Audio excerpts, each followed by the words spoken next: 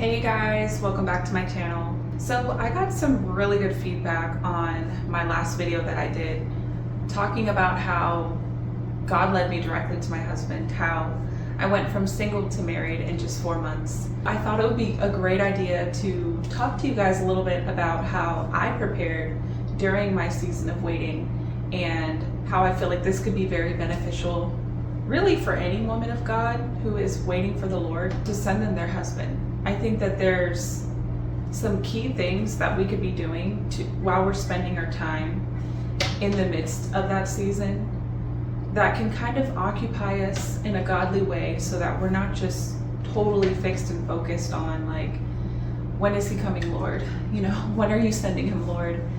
It's like, it's okay to have thoughts like that, you know, from time to time. And I know I definitely went through my season of frustration and just like a little bit of anguish, just like, Lord, you know, where is my husband?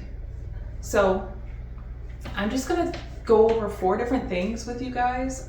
Some things that I really learned to hone in on and focus on while I was single. So let's get right into this video. This first one that I'm gonna talk about, obviously it's gonna help you before you get married, but it's gonna help you more than you even realize it once you're actually married. So the first thing is get very comfortable and good at taking care of your home. So right now where you are, you know, obviously cooking, cleaning, tidying, caring for things around the home, it's an essential function that obviously every human being should possess, but in particularly women, right? If we look back in time, if we go back to like the biblical times and traditional women, the women were the ones predominantly taking care of the home. They were in the home, taking care of the children, they were cooking the food, they were cleaning and things of that nature. I know that society is a lot different nowadays, and you may be thinking, well, I don't want to be a stay-at-home mom, you know, or maybe you don't even want children, but you never know what God is going to call you to. And honestly, this is a huge piece where God really humbled me in this area, because in my mind, I was going to be in a career. I wasn't going to be a stay-at-home mom. I wasn't going to be a homemaker or a housewife. You know, I was going to be married and in the field, working my career, making a big paycheck, you know, every couple of weeks. That was my thought process. But God really humbled me, because here I am now, you know, a little over a year into marriage, and I'm a homemaker, I'm a housewife. So I'm very thankful for the skills that I learned before entering into marriage, such as getting really good at cooking. You know, it doesn't have to be super extravagant meals, but you should feel comfortable in the kitchen. You know, getting into a routine of cleaning and laundry and things of that nature. Some of you guys may be like, well, duh, of course you're supposed to be good at those things. But trust me, not everybody, not every woman possesses these skills naturally. It's like, I know for some women, this skill comes naturally, and for other women, it's something that's learned. It's not to say that you're gonna enter into marriage perfectly, you know, utilizing these skills, but it's just to say, make sure while you're single and you're waiting on your husband that you are practicing these things, that you're getting better at these things, because these things are going to be very, very useful in your marriage. Okay, this is one of my favorite ones to talk about, and this one really kind of blew my mind. It's don't hold too tightly onto your list of expectations and your desires in a man and what you're looking for in a man. Man, I'm gonna say it again. God really humbled me in this area, because in my mind, I feel like personally, I had went through so much like hurt and pain, and I kind of had a negative association with Black men. And so my whole thing was like being highly attracted to white men and pickup trucks, and thinking like, okay, my husband is gonna arrive in a pickup truck and he's gonna be like a cowboy or something like that. I'm not even kidding you. Like, these are the thoughts that were going through my head. I was like, You know, the 2 heartbreaks that I had prior to my husband, again, were black men. So even more, I was just like, okay, yep, I guess my husband's gonna be white. And I'm just being real with you guys, because these are the thoughts that were going through my mind. I wrote out a list of what I'm looking for in my husband, and at the end of the day, God exceeded my expectations, but the man that he sent me did not come prepackaged in the way that I thought he was going to come. Now, should he be godly? Should he, fear the Lord? Should he be providing for his home? There's certain things that are just essential. Obviously, God wants a man for you that's going to provide for the home. That is just biblical, right? He wants a man that is going to be godly for you, that reads his Bible, that is in tune with the Lord, that really has a genuine relationship with the Lord. Those things are like, of course.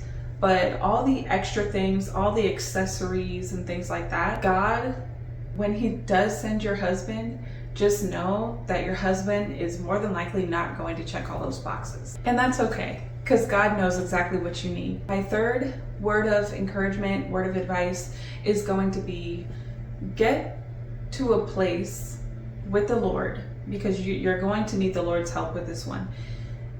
You need to find yourself in a place eventually where you are content being single, where if for some reason God's plan wasn't for you to get married, that you would be okay with that.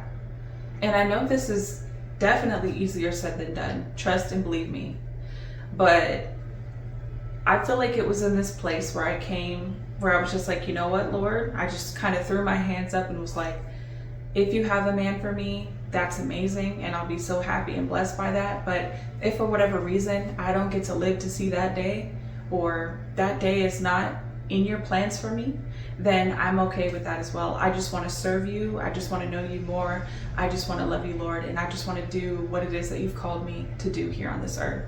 So when you get to that place, I'm telling you, when you just kind of surrender that desire, still knowing that obviously you have that desire, but just being like, you know what, it's okay. That's not like, I'm not going to idolize marriage. I'm not going to idolize this idea of being married and the picture perfect man.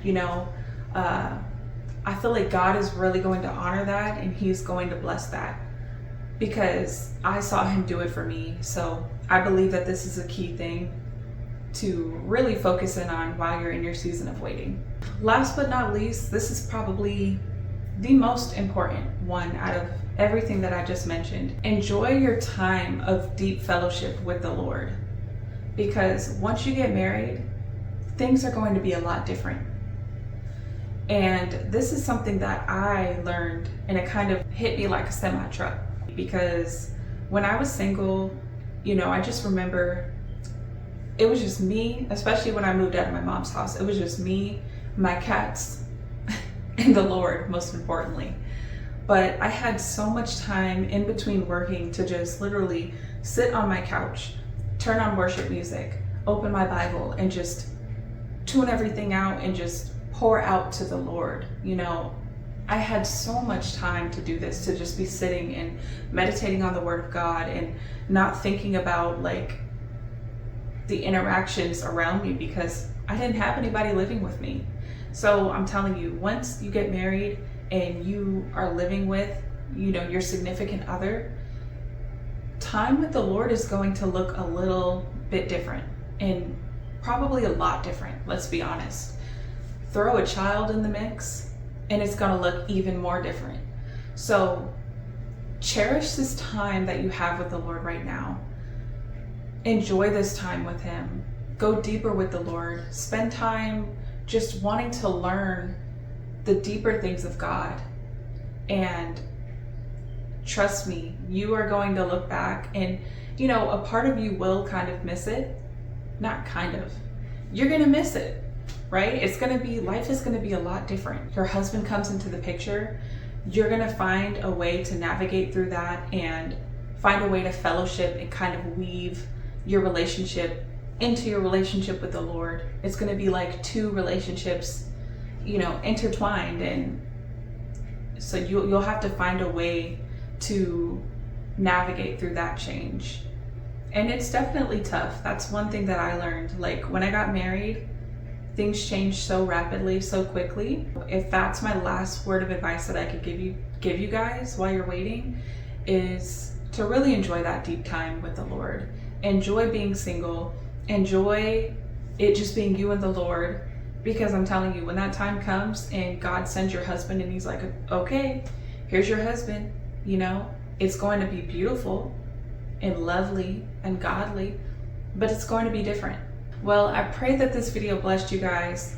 Thank you once again so much for tuning in, and I can't wait to see you guys on the next one. And if you guys are interested in seeing more content from me like this, I'm gonna be dropping kind of a mixture of content, like cooking. I love to get in the kitchen and show you guys like DIY tutorials on how to make different recipes and things like that, but also just a mixture of my faith, day in the life, mom life, things like that. So please hit that subscribe button. God bless you guys.